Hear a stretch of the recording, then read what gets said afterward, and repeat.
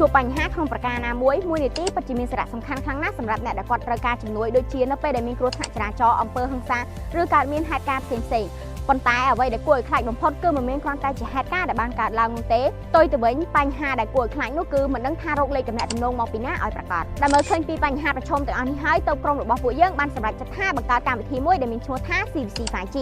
កម្មវិធីនេះមានទម្រង់ជា web app ហើយអាចប្រើប្រាស់បានទាំងលើទូរស័ព្ទដៃ Android និង iOS លោកអ្នកអាច search រកឈ្មោះឬចុចប៊ូតុងខដើម្បីហៅចេញបានភ្លាមៗទៅកាន់លេខទូរស័ព្ទជាច្រើនខ្សែឬចុចប៊ូតុង Google Map ដែលអាច connect អូតូទៅកាន់ Google Map អាចនាំលោកអ្នកទៅកាន់ទីតាំងយ៉ាងពិតប្រាកដរាល់ទិន្នន័យទាំងអស់ត្រូវបានរៀបចំឡើងដោយ admin ដែលធានាថាមានភាពងាយស្រួលនិងសុវត្ថិភាពក្នុងការប្រើប្រាស់បីទាញយក app ទៅប្រើប្រាស់នៅក្នុងទូរស័ព្ទដៃ Android ដំបូងបងប្អូនទាំងអស់គ្នាចូលទៅកាន់ Google Chrome បន្ទាប់មក scan QR ឬក៏ link ដែលពួកយើងបានដាក់ឲ្យបន្ទាប់មកបងប្អូនចុចពាក្យថា trace 3ហើយពាក្យឃើញពាក្យថាដំឡើងចុចពាក្យថាដំឡើងនោះ app នឹងលោតទៅកាន់ទូរស័ព្ទដៃរបស់បងប្អូនទាំងអស់គ្នារួចជាការស្ដាច់ដើម្បីទាញយក app ឬក៏ download app យកទៅប្រើប្រាស់នៅក្នុងទូរស័ព្ទដៃ iOS ជាដំបូងបងប្អូនទាំងអស់គ្នាចូលទៅកាន់ Google Chrome បន្ទាប់មកវាយ link ឬក៏ scan QR ដែលពួកយើងបានដាក់ឲ្យបន្ទាប់មកចុចសញ្ញានៅក្បែរ link បន្ទាប់មកទៀតចុចពាក្យថា view បងប្អូនទាំងអស់គ្នានឹងឃើញពាក្យថា add to home script ឃើញពាក្យថា add to home script បន្ទាប់មកចុចពាក្យថា add នោះ app នឹងលោតទៅកាន់ទូរស័ព្ទដៃបងប្អូនទាំងអស់គ្នាជាការស្រេចថ្ងៃនេះគឺយើងចាប់ផ្ដើមពីក្នុងសហគមន៍មួយប៉ុន្តែចក្ខុវិស័យរបស់ CVC 5G គឺយើងនឹងពង្រីកវិសាលភាពគម្រោងគ្រប់លំដាប់ទូទាំងភូមិឃុំដើម្បី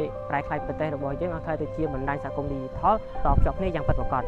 ជាការពិតណាស់ផ្លូវដើរតែទៅជួបនៅឧបសគ្គនៅក្នុងការចោះអនុវត្តគម្រោងគ្រប់ពួកយើងបានជួបនៅបញ្ហាមួយចំនួនដូចជាប្រជាជនច្រើននិងមនុស្សចាស់ដែលគាត់មិនសូវចេះប្រើ smartphone និងមិនធ្លាប់ស្គាល់ថាអ្វីទៅគឺជា web app បន្ថែមពីនេះបញ្ហាប្រព័ន្ធអ៊ីនធឺណិត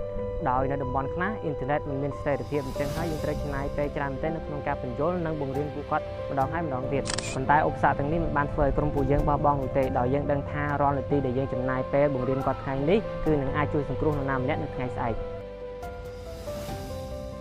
ក្នុងនាមពួកយើងជាអ្នកបង្កើតគម្រោង CVC 5G ពួកយើងសូមអំពាវនាវដល់បងប្អូនប្រជាពលរដ្ឋទាំងអស់បើកចិត្តទទួលយកនិងប្រើប្រាស់បច្ចេកវិទ្យាទាំងនេះសូមអាជ្ញាធរពាក់ព័ន្ធជួយគាំទ្រនិងជំរុញគម្រោងនេះឲ្យក្លាយទៅជាឧបករណ៍បម្រើសេវាសាធារណៈការគាំទ្ររបស់លោកអ្នកគឺជាការចូលរួមចំណែកកសាងសង្គមឲ្យមានសុវត្ថិភាពជាងមុន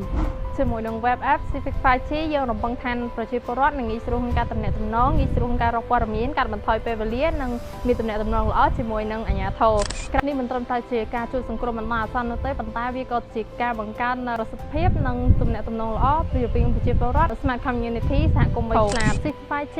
សុវត្ថិភាពក្នុងសហគមន៍សូមអរគុណ